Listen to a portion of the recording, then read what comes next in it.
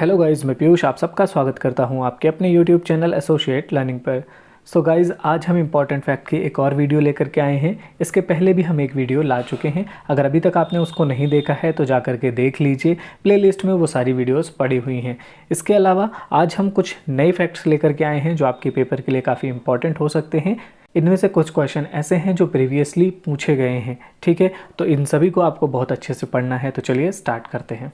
इसके पहले अगर अभी तक आपने हमारे चैनल को सब्सक्राइब नहीं किया है तो सब्सक्राइब कर लीजिए, बेल आइकन को प्रेस कर लीजिए, टेलीग्राम चैनल को भी ज्वाइन कर लीजिए। साथ ही साथ अगर आप एमएड एंट्रेंस एग्जाम के व्हाट्सएप ग्रुप से जुड़ना चाहते हैं तो स्क्रीन पर दिए हुए नंबर पर आप मुझे व्हाट्सएप कर सकते हैं और मैं आपको उस ग्रुप में जोड़ दूंगा, ठीक है। तो चलिए अब हम स्टार्ट करते हैं।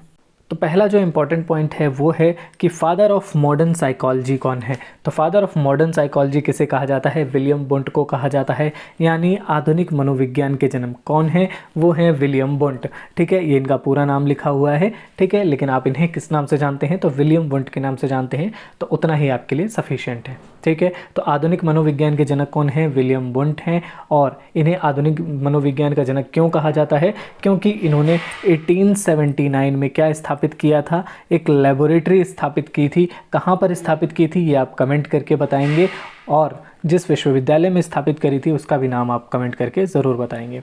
अगला इंपॉर्टेंट पॉइंट है हमारा फादर ऑफ मॉडर्न पेडागॉजी, यानी कि आधुनिक शिक्षा शास्त्र के जनक। आधुनिक शिक्षा शास्त्र के जनक कौन है? तो हेनरिच पेस्टोलॉजी जो हैं वो हमारे क्या हैं? आधुनिक शिक्षा शास्त्र के जनक हैं, ठीक है। इसके अलावा अगला इंपॉर्टेंट पॉइंट है हमारा फादर ऑफ चाइल्ड साइकोलॉजी। ये तो आप सभी को पता होगा, मैंने इतनी बार बताया है कि आपको ये याद हो गया होगा। तो बाल मनोविज्ञान के जनक कौन है? तो ये हैं हमारे जीन पियाजे साहब, ठीक है। तो जीन पियाजे कौन है? Father of child psychology. इसके अलावा हमने एक चीज़ और बात करी थी, फादर ऑफ एजुकेशनल साइकोलॉजी, तो वो कौन थे? कमेंट करके आप ज़रूर बताएंगे, ठीक है। अगला इंपॉर्टेंट पॉइंट हमारा father of the ecology of human development. Human development की इकोलॉजी के फादर कौन है? तो ये हैं यूरी ब्राउनफेन-ब्रेनर। यूरी ब्राउनफेन-ब्रेनर जो थे वो इसके फादर हैं, किसके? इकोलॉजी ऑफ ह्यूमन डेवलपमेंट के, ठीक है। इनकी जो थ्योरी है हम उसे भी पढ़ेंगे क्योंकि इनकी थ्योरी से भी पिछली बार क्वेश्चंस आए हुए हैं, ठीक है। अगला इंपॉर्टेंट पॉइंट है हमारा प्रोजेक्ट मेथड। प्रोजेक्ट मेथड किसने दिया है? तो विलियम किलपैट्रिक ने दिया है इसको। इसे प्रोजेक्ट पद्धति कहते हैं, जिसे किसने दिया है?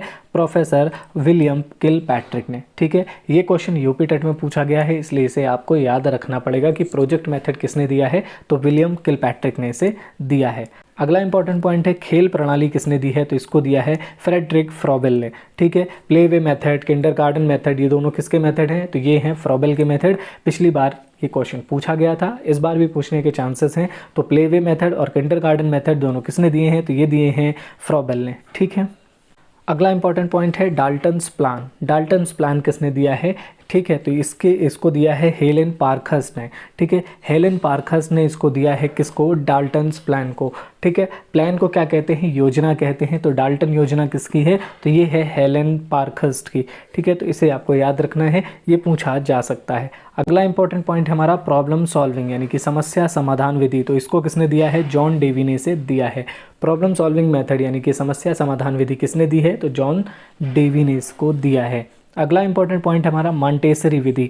मॉन्टेसरी विधि किसने दी है? तो ये इसको ऑब्वियस सी बात है, इन्हीं के नाम पर इसे दिया गया है। तो मारिया मॉन्टेसरी ने इसको दिया है, ठीक है। तो मॉन्टेसरी विधि किसने दी है? मारिया मॉन्टेसरी ने। अगला इंपॉर्टेंट पॉइंट हमारा इंक्वायरी या ह्यूरिस्टिक मेथड, जिसे हम पूछताछ या अनुमानी विधि कहते हैं। तो ये किसने दी है? ये हेनरी आर्मस्ट्रॉन्ग ने दी है।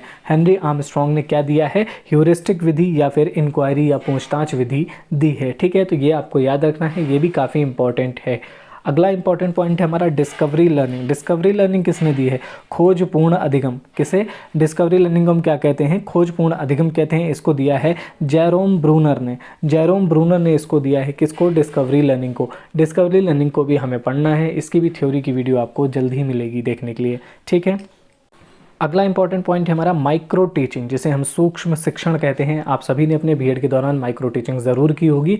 माइक्रो टीचिंग के जो फादर हैं वो कौन है? Dwight Elon. ड्वाइट एलन ने ही इसको दिया था, ठीक है। अगला इंपॉर्टेंट पॉइंट है cone of experience. Cone of experience किसने दिया है? एडगर डेल्स ने दिया है। ये काफ़ी इंपॉर्टेंट है, ये काफ़ी एग्जाम्स में भी पूछा जाता है, तो ये आपको ध्यान रखना है। कोन ऑफ एक्सपीरियंस किसने दिया है? तो एडगर डेल्स ने इनको दिया है, ठीक है। अगला मेथड है हमारा डायलॉग मेथड यानी कि संवाद विधि। तो संवाद विधि के जनक कौन हैं? तो इसके जनक हैं प्लेटो। प्लेटो ने कहा था कि संवाद के माध्यम से हम चीज़ों को एक जगह से दूसरी जगह पहुंचा सकते हैं। तो संवाद विधि किसके द्वारा दी गई है? प्लेटो ने इसको दिया है।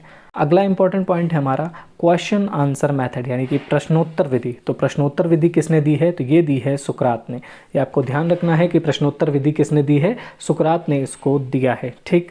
अगला इंपॉर्टेंट पॉइंट हमारा इंडक्टिव मेथड यानी कि आगमन विधि। तो आगमन विधि किसने दी है? तो फ्रांसिस बेकन और पेस्टलॉजी ने इसको दिया है।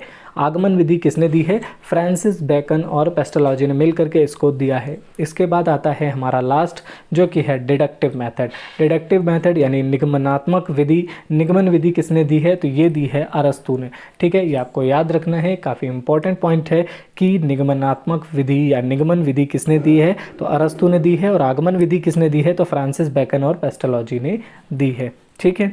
तो ये थे हमारे कुछ इंपॉर्टेंट फैक्ट्स। इनको आपको ज़रूर ध्यान रखना है क्योंकि इसमें से डायरेक्ट क्वेश्चन आपको पेपर में देखने को मिल सकता है।